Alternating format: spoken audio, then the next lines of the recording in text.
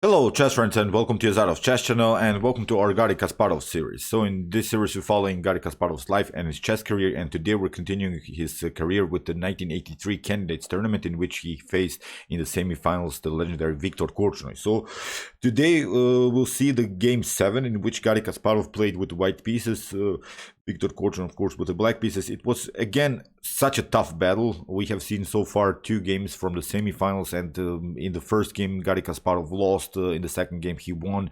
Really in a great and tough battle.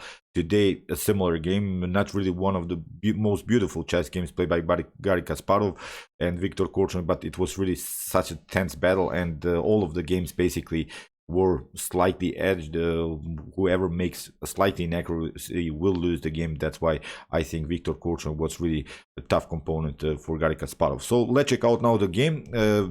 Garry was opened with the move d4. We have knight to f6, c4, we have e6, and here g3, the Catalan opening. And here I think it was already a surprise for Viktor Korchnoi because so far Garry Kasparov didn't have good success in this opening, and also in the previous quarterfinal stage, and also in some previous stages he didn't play this line very often. In the game Korchnoi plays the move d5, cements of course the positional light course. We have bishop to g2, and now d takes c4.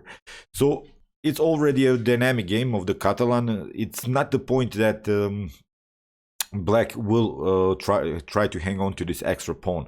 The idea about the Catalan is to compete simply with this light square bishop. I think Viktor Korchnoi played here a good line against Garry Kasparov with the move after knight to f3, bishop to d7. It's a common line because we want to replace our bishop on this diagonal and compete simply with the bishop on g2. Okay, white can recapture with queen to c2, queen to c4 this pawn, but if you have noticed, you lose another 2 tempos in order to get simply back your pawn.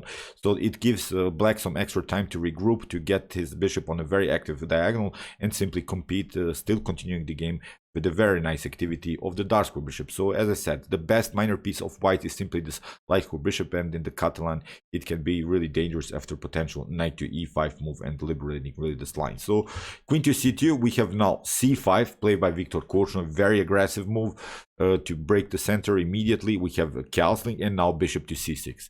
This is now our goal. We have played sort of a positional pin here. Whenever this knight moves, we will simply take out the bishop on g2 and continue this battle, I think, in an equal position. So Garry Kasparov, of course, takes queen takes e4.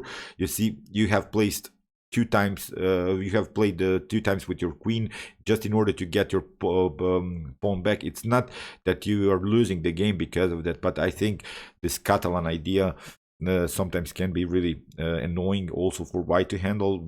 I think Viktor Korchnoi has so far a good game. So knight from b to d7, we have bishop to g5, rook to c8, very nice move, getting the rook of course on the same file like the queen. When something trades off, when something is more open, then the queen could of course be in danger. Here Garry Kasparov plays a very aggressive move, bishop takes f6. So there are not 3 choices. G takes f6 is of course not good, you're weakening the pawn structure. In the game knight to f6 was played by Viktor Korchnoi, but maybe even slightly better is to move queen to f6. The problem now for black is that you cannot grab the pawn. Here after potential bishop takes f3, you could have some troubles. If you I really wanted to see this line. Why didn't Korchnoi play this particular line? After bishop to f3, you see queen to d4 seems like a good idea because you grab basically a pawn, you can hang on to this position, but queen to b3 is now immediately winning, which is really incredible.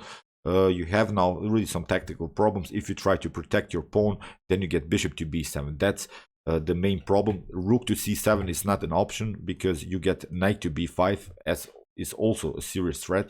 So b6, you see bishop to b7, and after something like rook to b8, we have bishop to c6. Very tricky, and now rook to d1 is winning the game immediately. You're getting pinned here. So but after move queen to f6, you don't have to basically take the pawn. You can just continue your development with bishop to e7, and still I think black has a good position, still continuing the game with a very active bishop, with this bishop on e7. But okay, in the game knight to f6 was played, and now Garry Kasparov simply grabs the pawn, and now we have a similar line with bishop takes f3, and now bishop to c5. queen to b5, the check, queen to b7, and now queen to d7, and now knight to c3, simply forcing now really the trades of queens, and also force, if black takes, then this knight will of course come very active into the game. It's already a very sharp line, but it's also a simplification line, which I think you should most of the times avoid when you play as white. You want to have at least more opportunities to win the game, especially as I said, as when you're playing as white knight. Now after queen to b5 and knight to b5, the game is still equal. It's not about that Viktor Korchnoi made some kind of a mistake. Of course you have to protect your b6 pawn, but in the game king to e7 was played by Viktor Korchnoi, a great move, because if you take bishop takes b7, it leads now really into a very, very complicated game, in which I think black has a forced drawish line, sort of, with rook to b8, and now you have to protect of course your knight with bishop to a6, but now rook to b6 is a nice attack, but now rook to c1 I think it would be the fourth line by Garry Kasparov.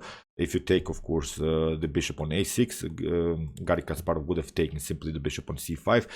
It is protectable further with knight to e4, but now knight to c3 is again very complicated after bishop to f2. This is really a forced tactical line, king to g2, and now knight to c3, rook takes c3, and now rook to a6, rook takes f2, but now after grabbing this pawn, here I think rook to c7 is also a nice idea for black.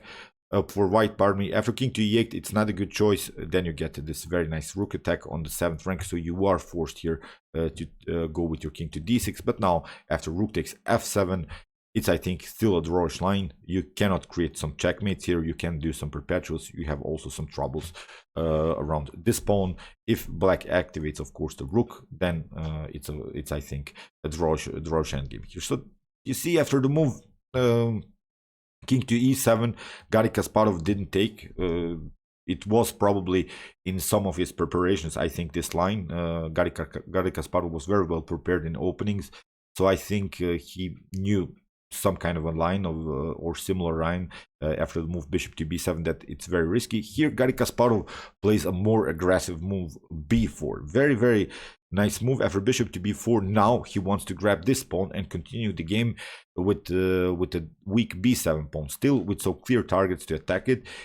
Here, if you try rook to a8, we will simply get our knight back, and I don't think that you have good opportunities to defend this pawn anymore. The spin by the bishop on the pawn is very, very annoying.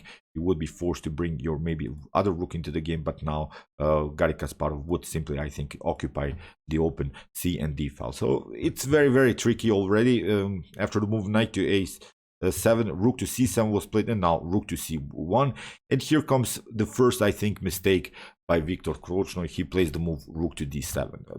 A more correct way is basically, it's really incredible that the best move here is to break one of the main principles in chess, which says to take is a mistake. So, but now in this particular case, it's actually that what you want to do. You have to take out the rook, simplify the position after rook to c1. Now maybe to try to counterattack against the knight, and now after something like rook to c7, simply getting out of the range, and now after rook to b7 we can attack again the knight, and the knight has now to retreat. But now bishop to d6 is, I think, the forced move, because you are not allowing your opponent to get back here on e5, where we could attack the weak f7 pawn, and now I think we can grab this pawn in a couple of moves, and still it will be an equal position. So as I said, mistake here by Viktor Korchnoi, rook to c1, simply taking. He played rook to d7, and it allows now Garry Kasparov to play this very nice attack.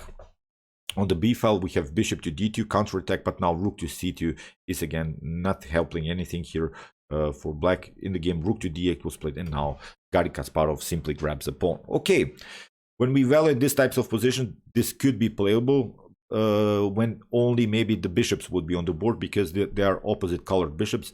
But with so many pieces on the board, white is a much better position. You shouldn't go always into this opposite colored bishops game, although you're maybe down a pawn and you feel maybe you can make a draw. But as I said, too many pieces are simply on the board, and pay good attention how Garry Kasparov will make something happen with this extra pawn. It is still, of course, playable. Maybe for black, if black plays the perfect now endgame, maybe this could be a draw. But now Garry Kasparov is the one who plays now the perfect endgame. King to f8. We have knight to c3 attacking the rook. We have rook to c7, and now simply connecting our rooks here on the second rank. We have rook to d6, and now very nice move by Kasparov, a4. Whenever you have the pass pawn, you should push it whenever you have the opportunity. It's simple. It is really one of the simplest rules in chess endgames. So because when you're pushing the pawn, then your opponent, first of all, there is also the psychological aspect of this endgame. Whenever you push the pawn further and further, your opponent gets more and more annoyed because he knows that you're threatening the promotion to queen, and then most of the times your opponent can make a mistake. And the problem is also that many minor pieces, many rooks are simply deflected by this potential promotion, so the pieces getting more passive. That's, I think, the main issue. And then you can activate your own pieces with an extra pawn and maybe strike back with another tactic, maybe with some checkmate threats, or maybe with some deflection motifs, double attacks, or some other tactical shots. So here, bishop to e1, we have rook to b2, knight to d5. Viktor Korchnoi has to bring now, as I said, all of his pieces. He has to move them to the queen side in order to support this pass pawn. We have bishop to a8, rook to c8, and again bishop to b7. Here, Garry Kasparov in the beginning didn't find the best moves, but now he found rook to c4, because what we want to do is knight to e5, and then, of course, or maybe knight to a5, then the rook is protected, and still we can push this pawn further, maybe here on at least on the 6th rank. So knight to e7, knight to e5. Now comes this idea. We have bishop to a5 by Viktor Korchnoi. He tries, of course, to create a blockade against this extra pawn. Rook to b5, attacking the bishop. Knight to g6, and again knight to c6, played by Garry Kasparov. We have rook to d1, king to g2, and now bishop to e1. This move I really don't understand, because you cannot basically create any attacks here. On f2, it's simply too much time. It takes simply too much time in order to make something happen. Here, Garry Kasparov plays again, simply a5, pushes his pawn further. We have knight to e7, and now a6, simply continuing the push. Knight takes c6, rook takes c6, again rook takes c6, bishop takes c6. And although this position is more and more simplified, but the activity of white pieces is simply too much again to handle for black. The rook is very active. Again, you have to regroup many moves. You have to make many tempos in order to get your bishop on the best diagonal. You have to improve the position of your rook in the game. Rook to a1, which is of course a natural move. You want to get your rook behind your enemy pawns. But now rook to b8, Kasparov here, king to e7, rook to b7. Very nice move, because now we can protect our pawn with bishop to b5, and also cement our bishop on d3. This pawn is protected, this pawn is protected, and now our rook can play much more freely, and these 3 pawns are of course clear targets here in the continuation of the game. So bishop to c3, Garry Kasparov simply takes another pawn. This is now a completely winning endgame. Here bishop to f6, rook to d1, rook to d7, attacking the king, king to c5, and now rook to d3. Bishop to d3. I'm a little bit messed up. I was working the night shift, and I didn't even sleep, so I'm sorry about my lack of concentration. Bishop to d3, I'm missing some moves here. So okay, when we see now this position, again we have a direct attack against this weak pawn on h7, but that's not the point. What we want to do is of course to play here a7, and then to play bishop to e4, support our very important square here a8, and it's a bad position by Korchnoi. He tried h6, but now rook to b7, rook to a3. We can simply push this pawn further. We have king to d5, and now f3. That's the move that Garry Kasparov is searching, because he wants to support this e4 square, and then place our bishop on this very active diagonal. In the game, king to d6 was played, and pause the video and try to now find the winning tactic. It's a forced win, I think, in 3 or 4 moves. It's winning immediately here for white. As usually we say, let's give that a test your might in chess. Okay, try to take your time. It's really a great technique here that Garry Kasparov played. Okay, the winning move is obviously here rook to b6, because whatever you do, we can promote simply this pawn, because you can try maybe king to c7, but now comes rook to a6. That's the tricky part. You have to trade off your rooks, or white will promote a pawn to a8. After rook takes a6, bishop to a6, and the most important thing is that this square is cut off here for the king, and we can now promote simply to queen. So as I said, after the move rook to b6 in this position, Viktor Korchnoi resigned. So tough battle. Viktor Korchnoi had this, I think, many equalish lines which he could have used. He could have made, I think, at least a draw here in this game. But okay, it was Garry Kasparov in a very, very nice endgame, and he outplayed then afterwards his opponent with an extra pawn. He is now in the lead of the quarterfinals, of the semifinals of the candidates 1983. Still 3 more rounds to play. We'll see what happened in the continuation of the match game, because it was really one of the most it was really a tough battle between Garry Kasparov and Korchnoi, because we saw also in the first game how Viktor Korchnoi outplayed, and in this particular game we also found, I think, a great drawish line, a great liberating line against the beast from Baku. So okay, I hope that you enjoyed this game. Maybe this wasn't really one of the most tactical or most beautiful chess games, but this is how chess is played. It's simple as that. We cannot always win some games with knight, queen, rook sacrifices and pawn breakthrough motifs. Sometimes you have to struggle like this, and Garry Kasparov knows that he has to play every game like this in order to win the game against Viktor Korchnoi. So okay, if you want to see more games from the Garry Kasparov series, here's the link. And if you want to see the best chess games in history, check out my best chess games of all time series. And if you want to see the best chess games played by top engines, check out my commented chess games played by computers. And if you like this content, you can also subscribe to my channel. See you soon with some more videos, and chess is the best, of course.